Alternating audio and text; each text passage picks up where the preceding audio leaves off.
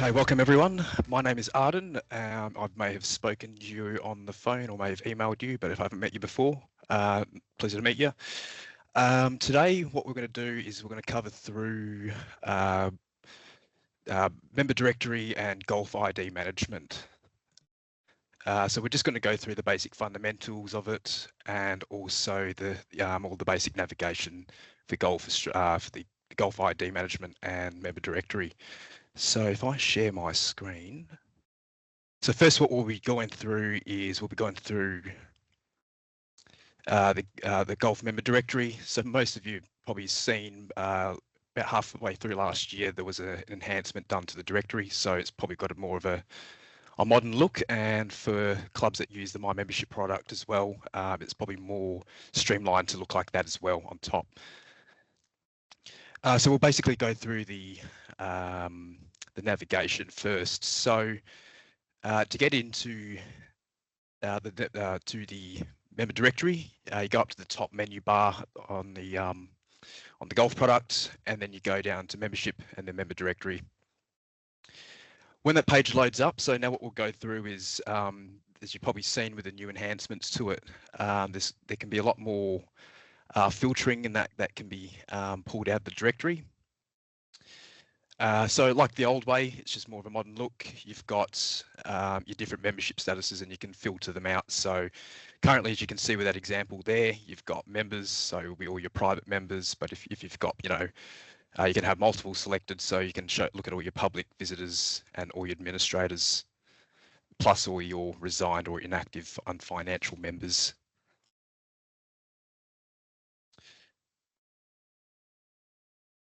Okay, so just going through some of the filters with it. So got a plus icon in the directory. So you've basically you can select certain, hang on, sorry, this is probably not the right slide. Sorry, yeah, I didn't delete that slide. Yeah, so basically you've got the plus icon there, and basically that filters out each different column that you've got in the directory. So currently, as you see here with this example here, you've got what's currently selected is the member number, surname, preferred name, statuses, and so on. And if you wish to, once you've selected what you need, you just go apply and close. Just letting you know as well, when you select, let's say, select all, sometimes all the columns can't fit into the screen depending on the device size. So you would just need to scroll left and right, and that would display all the other information. The next one we've got is filtering by membership category. So if you want to only get all your 7-day members, for example, and just display who's active with that, you click on that little icon to the right here with the kind of 2 silhouettes, and then you can select all your categories. And like the previous slide, save and close or apply and close will save that information. Just a note as well with this, so the filters do save with the person's login, but as soon as they log out or the next day they log in, that won't save, so they've got to reapply those. And it's not actually saved to a specific user account. So if you've logged into one and then you go to another device and log it in, it's not going to save that at all. And then if you need to reset it, so how it just defaults current to when you log in, you've got the little arrow icon here, and that will reset your everything back to how it was. Okay, so the next part is creating members. So there are 2 buttons to create members. So you've got in line with the fixtures button, you've got create member. I don't know if you can see my mouse, but it's just that there. Or you can also select the with the new member directory, the member plus button here. So just when creating a new member, you may have just noticed this is also changed if you have used the golf product pre-October 2025. This is kind of like a new insert member area. So anything here that has an asterisk to it, is a compulsory field. So down here, as you can see in that, you might not be able to see it, but that's pretty much the bare minimum in that right screenshot, what we need. So first name, surname, preferred name, date of birth, gender, postcode, and an email address. And then down the bottom, you've got save to insert the member. So just some notes when creating a member. So all passwords when creating a member from the directory must be between 7 to 20 characters. It's got to have a minimum of 1 uppercase letter, 1 lowercase letter, a number, and a symbol. So you can see there, golf with a capital G, $123 $. The site does reject any password resets with that person's name or membership number, so just heads up on that as well.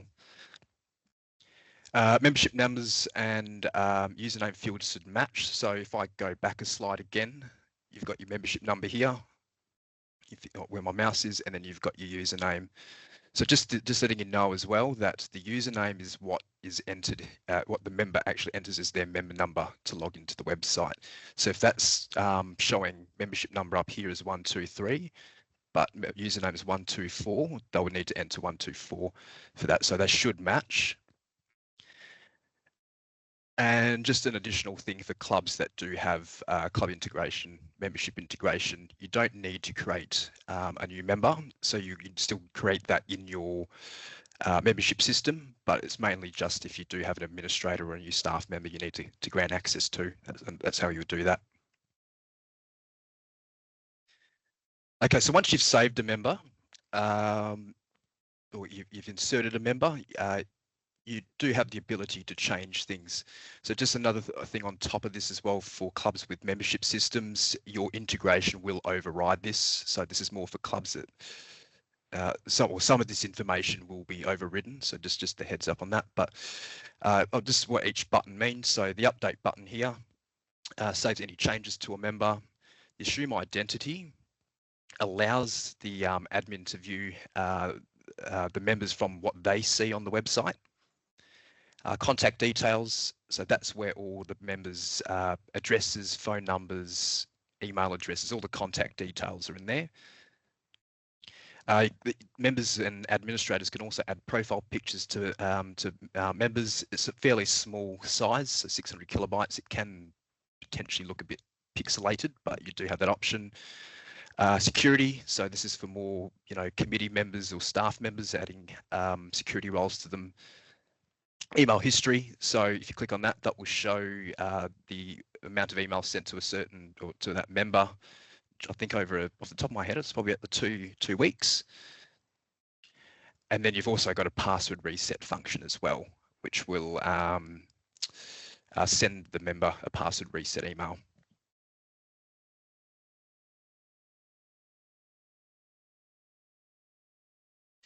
Okay, so just a bit, because the directory or that page is fairly long and you do need there's quite a bit of scrolling to it. So you've got this onto the right side here, you've got user login details. So you've got an area for password, and then you've got update. So when you press update, it'll allow the admin to reset a member login password on their end. You also have account statuses, so this is more for financial stuff and things like that, but you've got inactive and active. So if it's set to inactive, that will not permit the member to log into the site at all. And then you've got security role as well. Sorry, you've got security role as well.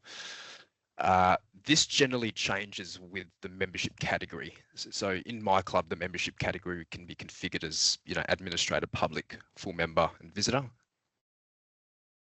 That will change automatically according to the category that they're in, so you don't have to worry about that.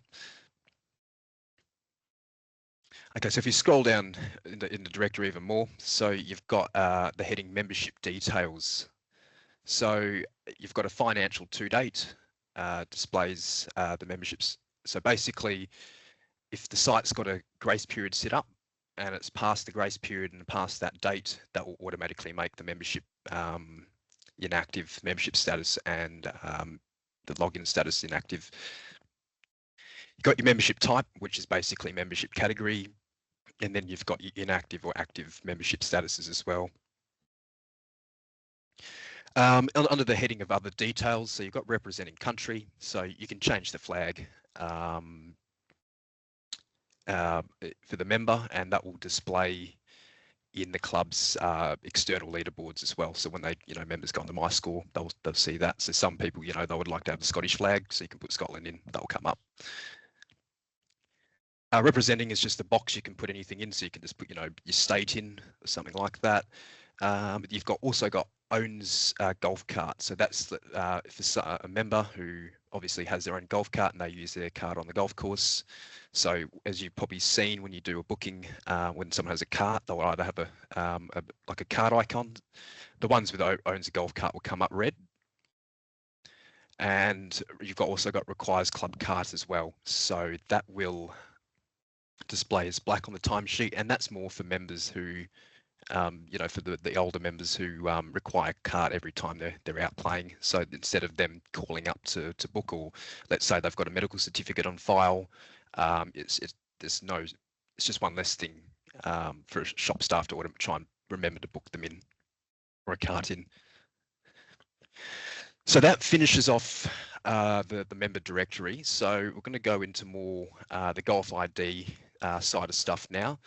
So we're going to cover everything from setting a Golf ID up, setting in a secondary, or back in the old terminology, an away member or a non-home member now, and ad hocing as well for handicaps and so on. So the first one is we're going to be setting up a home member. So when you're setting up a home member in the member directory, so when you bring the account up, when there's no Golf ID associated to a member account, you'll see here under the Golf Australia Connect heading, it would say Golf ID not assigned. So you'll click on add Golf ID, and then you press set Golf ID number.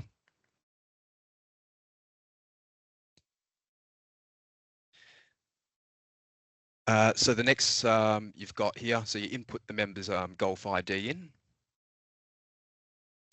And then basically you'll press next.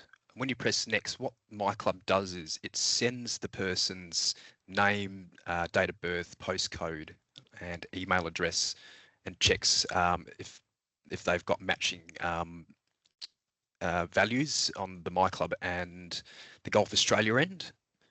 And if they're happy with that, you'll see the 3 green ticks here. And then once it's happy with that and you see that, you can just press next and that will set the Golf ID up. So here's an example. You're probably going to see this slide quite a bit, but below is an example of a successfully linked ID. So basically, sometimes when setting a Golf ID up, there could be, a few red crosses and things like that, which is basically just mismatched information between Golf Australia and MiClub. So if that's the case, so you get, an X on something like, names match, please check, the person's postcode, date of birth, the name, preferred name, and just check if those are matching to what Golf Australia and MiClub, or Golf Australia Connect and MiClub have got in their system. Another one as well is you may, like the scenario is that you've got a person that's played as a visitor and then has decided to join.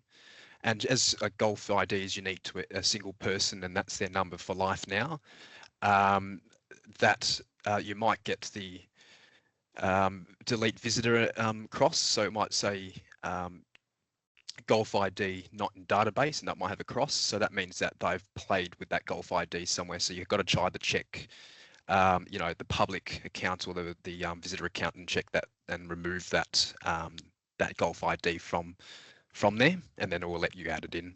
But generally there will be a delete visitor button which you can press. With when it comes to transferring a home club member, sometimes you might not get, if I go back a few steps, you might not get the home member tick here, or it might say secondary member. So if that's the case, we do not have the ability to transfer home members anymore. It actually has to be done in Golf Connect. So I've just provided a few screenshots of on where to navigate on Golf Connect. So you can see here when you sign in, you go under members, you search for the ID or you search for the member, basically bring their account up, and then you've got membership tab here, and then you can then perform the transfer across. If there's sometimes we have had some calls in support about the administrator not being able to transfer the home club in Golf Connect. So if that's the case, please give us give the support a call. We'll try some stuff. If not, we'll probably we'll direct you towards Golf Australia.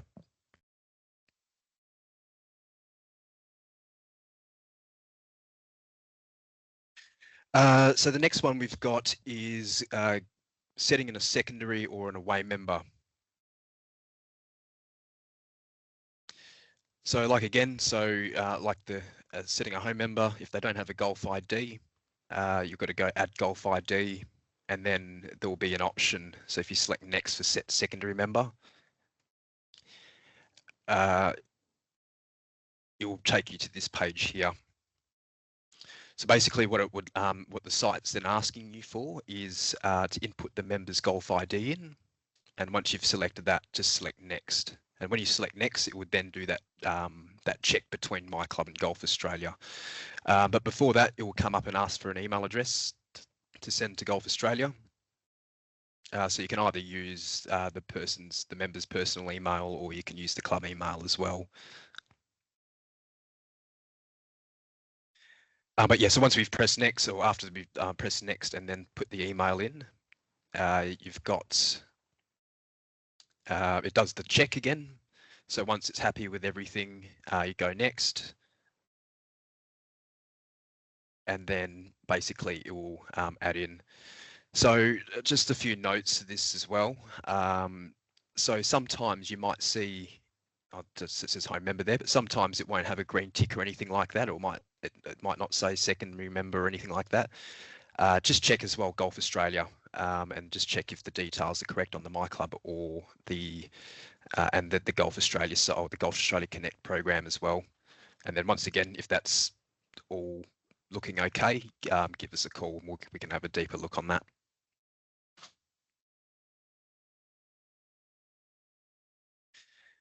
Okay, and then the next one for Golf in Golf ID is actually clearing a number. So this is more, let's say, if you've got a member that's resigning, you can do this. So to do that, you click on the person's edit Golf ID details,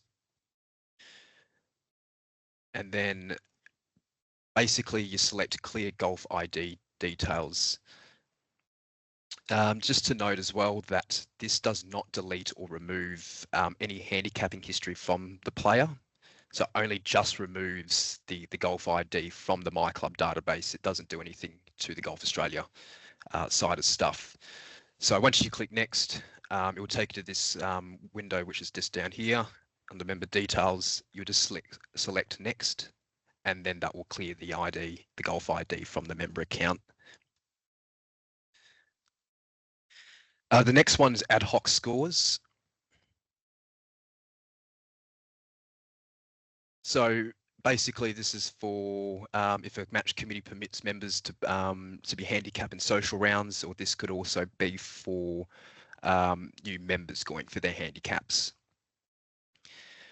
So to ad hoc, it's under that the person's Golf ID details. So select edit Golf ID details. Then you'll select next for ad hoc score entry.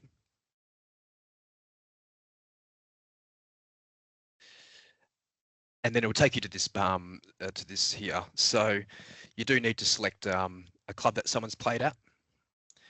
Just letting you know, if you do have any members that require to be handicapped from a international golf course, that can only be done in Golf Connect now, so it can't be done in MiClub. But yeah, so you select your course. So if it's here, you select your T block. Members going for the initial handicap, you put the course handicap as 54. For that, and then you would put, all you need to do is input the gross score and then submit. So not like the old system where you put you put the total number in. This Golf Connect does also requires all 18 gross holes of gross scores. So yeah, just mentioned, so 3 18-hole cards or 6 9-hole cards need to be submitted from person to get their GA handicap. Not like the old system, but when you ad hoc a score now, it will appear on the next business day or the next day. So it doesn't carry, the ad hoc scores don't carry an intent. So it doesn't, for some reason it doesn't come through that way. And if there's any errors with it or, with an ad hoc score, we cannot remove it. So only Golf Australia can remove it. So you would need to give them a call, and once they've removed it, it can be re-entered into the MiClub system.